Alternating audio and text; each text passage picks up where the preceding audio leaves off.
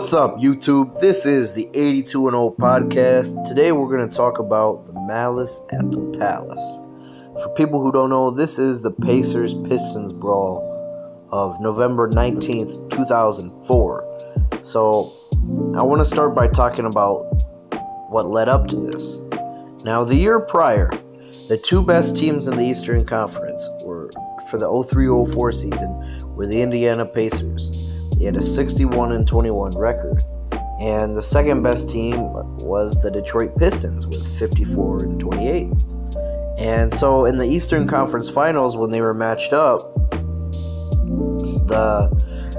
these teams played very similar style basketball. They were very tough defensive teams, very gritty, very ugly to watch for casual fans. In fact, in this series, no team scored above 85 points. And in that Game 6 closeout, the Pistons won 69-65. So, I think this fueled the pace. Because the Pacers, they felt they should have won it. And I think they harbored a lot of animosity towards that Pistons team. There was definitely bad blood between them. And so going into the 04-05 season, the Pacers, many people projected them to be the team to beat in the East because this team, they still had their core together. They had Reggie Miller, who was still productive during this time. It would be his last year, but he would still have a productive season. They had Steven Jackson, Jermaine O'Neal, and the leader of them was Metta World Peace at this point, formerly known as Ron Artest. Now, just the 7 games that he would play that year before his subsequent suspension, he would average 49% from the field, 41% from 3, and in a crazy 92% from the free throw line, and 24.6 points per game, 6.4 rebounds, 1.7 steals. So he was the Defensive Player of the Year in 04, and probably if he played the whole season, he probably would have been in the MVP conversation. Just how good he was playing. And this Pistons team, they had Ben Wallace, Richard Hamilton, Chauncey Billups, Tayshaun Prince, Rasheed Wallace, Lindsey Hunter. They upset the Lakers before in the 2004 finals. So going into 04-05, everybody knew this was going to be a rivalry. And so the 7th game of the Pacers season that year, they're matched up with the Detroit Pistons. So the game's going about normal. You could tell there's tension the whole game, but we're at the end of the 4th quarter. There's 45 seconds left, and the Pacers are up 97-82. And what happened was, with 45.9 seconds remaining, Ben Wallace, who was going up for a field goal, was fouled. He was slapped on the back of the neck while he was going up for a layup attempt by Ron Artest. And Wallace turned around and shoved Ron Artest, now Metta World Peace. He shoved him, and you started to see him swinging, and both benches got up and ran to break it up. And you saw them go from the post area back to where the score table is. And at the time, Pistons coach Larry Brown said, well, later he would say about this incident, he wasn't concerned because altercations occur in the NBA usually, and they only last a few seconds. And so they were just trying to break up the game break up the fight at this point. And they were probably going to eject him, no problem, right? But Wallace was going to get ejected, and he was still angry. He was still upset. And Bill Walton, who was a commentator, had the opinion that Steven Jackson should be ejected too because he was hyping this situation up. He was aggravating it, making it worse. And anyways, as the referees huddled to discuss the penalties, Artest went to the scorer's table to lay down. He put on a headset to speak with the Pacers radio broadcaster Mark Boyle. Although the team broadcast did not activate his microphone because Boyle recalled broadcasting team knew that Artest was the last person he would want to give a microphone to. Artest had a very furious temper. So Artest was just laying there trying to gather himself on the scores table. About 90 seconds after Wallace shoved Artest, most of both teams' players and coaches were huddled at midcourt, attempting to calm down Wallace, because Wallace was still pissed. He still wanted a piece of Ron Artest. And Tyshawn Prince was the only player on either team that did not leave the bench during the entire incident. Others became automatically eligible for one-game suspension. While Ron Artest was laying on the table, Wallace threw a towel at him, causing Artest to briefly stand up before being held back by coaches. A spectator, John Green, this is where the fight escalates even more. While Artest is laying there trying to be calm, there is a spectator, a fan in the crowd, and I say fan very loosely. John Green was his name, and he had a little bit too much to drink, and he threw a beer at Ron Artest, calling him the N-word, and it hit Ron Artest, and he jumps up immediately and charges into the stands. And unfortunately, he grabs a different fan named Michael Ryan. He mistaked him as being the one who threw the drink. And he starts beating him with his chair. He starts beating him while he's sitting in his chair. And it's really sad because this poor fan had nothing to do with that. But, the situation was just getting worse. Boyle stood from his chair at the broadcast table in an attempt to hold back Artest and was knocked backwards and stepped on, suffering 5 fractured vertebrae and a gouge on the head. Afterwards, Artest apologized to Boyle and said that he hadn't realized he trampled him. Jackson followed Artest into the stands and punched a fan, William Paulson, in the face after retaliation for a man throwing another drink in Artest's face. Because if you look at the footage, Artest, when he's being held there, other fans are throwing drinks at him. So Jackson looked at it like he's just trying to back up his man, Pacers player Eddie Gill, David Harrison, and Reggie Miller, who did not play because of injury, Fred Jones, and Jamal Tinsley, the Pistons' Rasheed Wallace, and numerous other players, including Pistons radio analyst and former player himself Rick Horn, also quick to enter the stands to get Artest and Jackson to break up fighting the fans. Green punched Artest twice in the head and behind, as did Ben Wallace's brother, David. So I think it's crazy how even Rick Mahorn, for some people who don't know, he was a Pistons player himself in the 80s who was very prone to fighting. I think it's crazy how him as a broadcaster, or an analyst I should say, still goes out there ready to fight and throw down. So at this point, food and drinks are being thrown everywhere. And it's just all out confusion. Pandemonium. As Artest walked out to the stands, he was confronted by 2 more fans, Alvin Shackelford and Charlie Hadid, who had gone down to the court. Artest punched Shackelford in the face, causing Hadid to intervene by pushing away Artest before both fans fell over. While Hadid was on the floor, Anthony Johnson struck him in the back of the head. As Hadid stood up, Jermaine O'Neal punched him in the jaw and got a running start. Now, the thing that I've read later on about this Hadid guy, he wanted a lawsuit from these NBA players. He wanted to get hit so he could sue, so he could get money. And so anyways, to make matters worse, Scott Pollard, ESPN sideline reporter, and Jim Gray and Pistons executive Tom Wilson briefly fear of O'Neal would kill Hadid. They were afraid that he was going to kill this guy. O'Neal's a big dude, And O'Neal later claimed that Hadid had been asked to leave the arena earlier that night, as well known by security guards as being a belligerent fan. William, Weasley, Austin, Crozier, and Miller pulled Artest away from the fans, and Brown tried to calm Wallace. The scene became more chaotic and additional fans went onto the court and additional items were thrown, overwhelming the arena security personnel as they tried to reestablish order. Although the Auburn Hills police had plans to handle many disorders and there were 3 officers in the arena that night, they were unprepared for the possibility of players entering the stands or masses of fans going onto the court.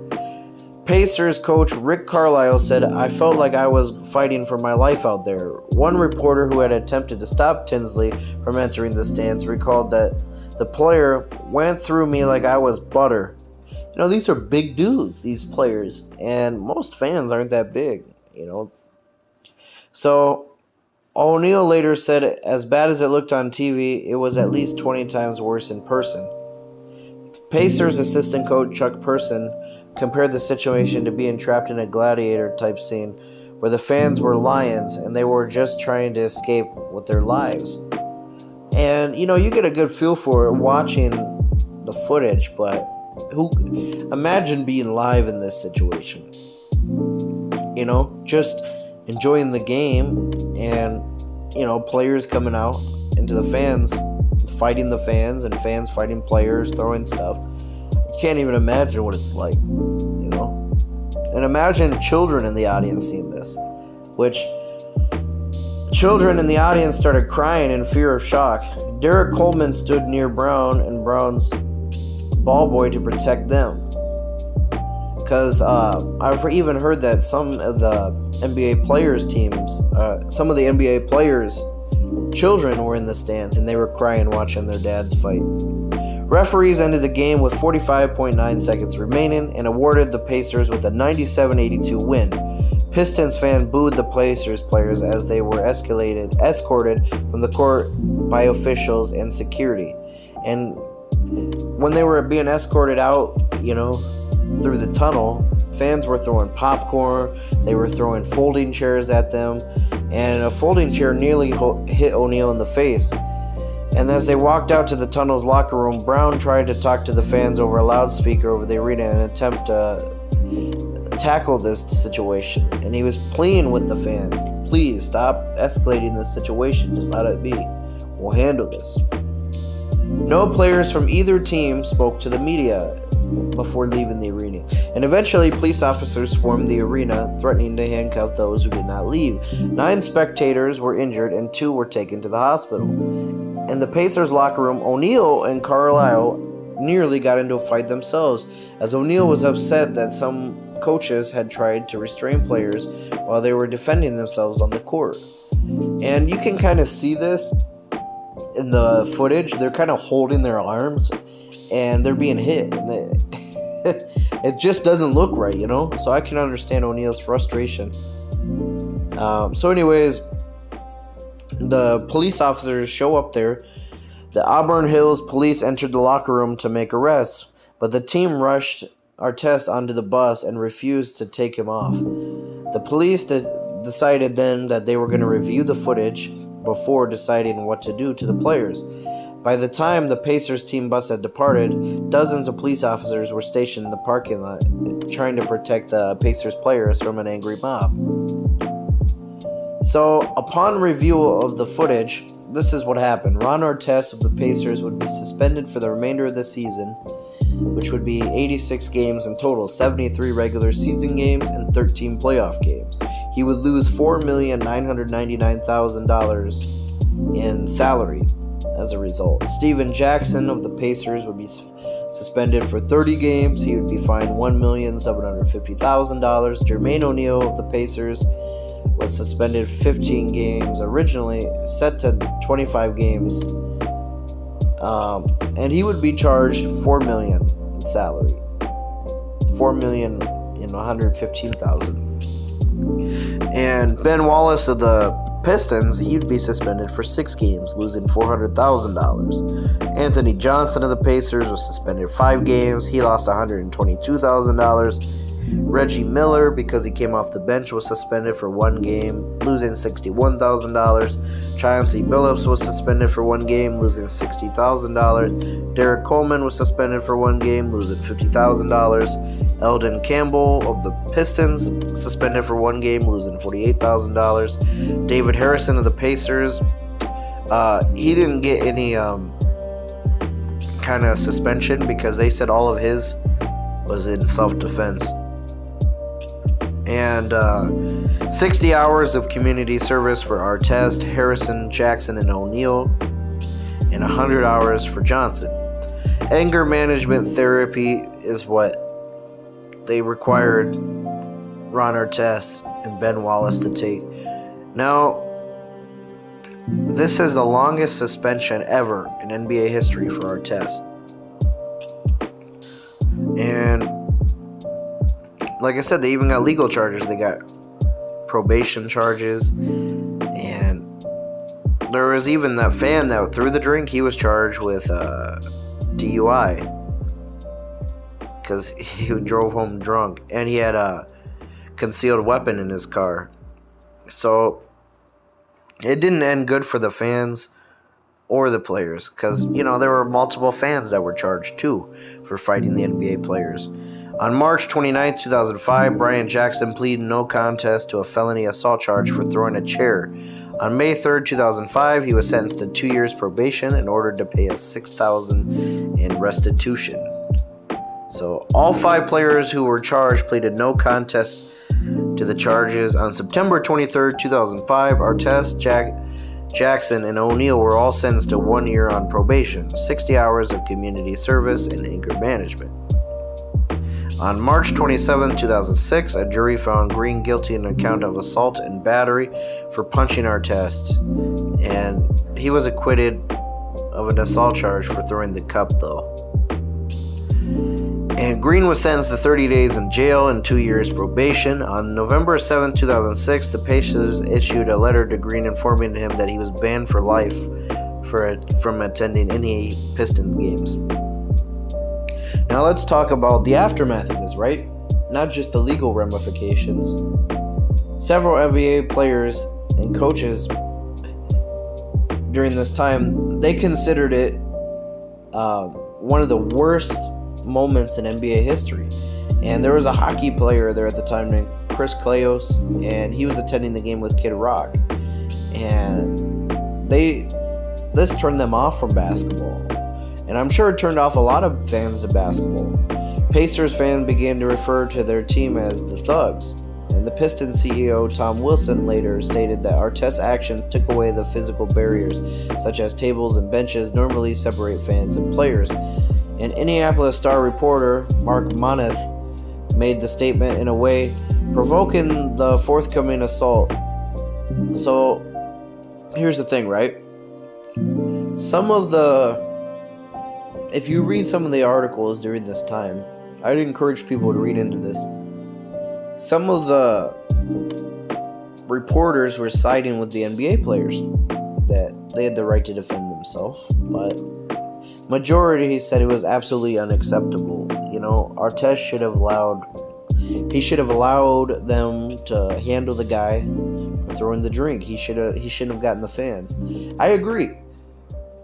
It was a dumb decision, but I get Artest's anger at this situation. Nobody likes to have a drink thrown at them and called derogatory names. Nobody likes that. And that guy should have had his ass beat.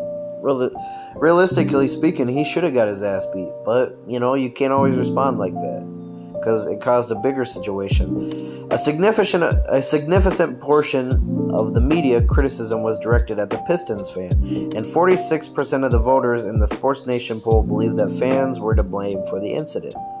Other commentators said that Artest and other players were the ones to blame. So, after this, the NBA started changing some of their rules. They limited the sale of alcohol. You can't have more than 2 cups of alcohol per person. And the NBA also ordered that each team put at least 3 security guards between players and NBA fans. So they got real strict on their image after this too. I think a lot of people know this. They started changing the game a little bit in 2005 with some rule changes. They started moving away from this defensive era. They started cracking down on hand checking. I think they wanted to just move in a new direction from this, because this reflected very badly on the NBA, you know? So that's the Malice at the Palace. Now let's talk about the two teams, right? What happened after this? This destroyed the Pacers' chances of winning a championship that year, because Artest was out. Despite this, they would go 44-38, and that's without their best player and without Jermaine O'Neal for many of those games. And anyways, Jermaine O'Neal returns, and they go to the Eastern Conference semifinals, where they're matched up again against the Detroit Pistons. And they would lose in 6 games to the Detroit Pistons. The 6th game, they would lose 88-79. So you can't help but think that if Artest wouldn't have gotten suspended, they probably would have went to the finals that year. You know? Because if they lose in 6 without their best player, they probably would have went to the finals. They probably would have defeated Detroit. But Detroit makes it back to the finals, losing in 7 games to the San Antonio Spurs. And the rest is history. So let me know what you guys think down below. Thanks for watching.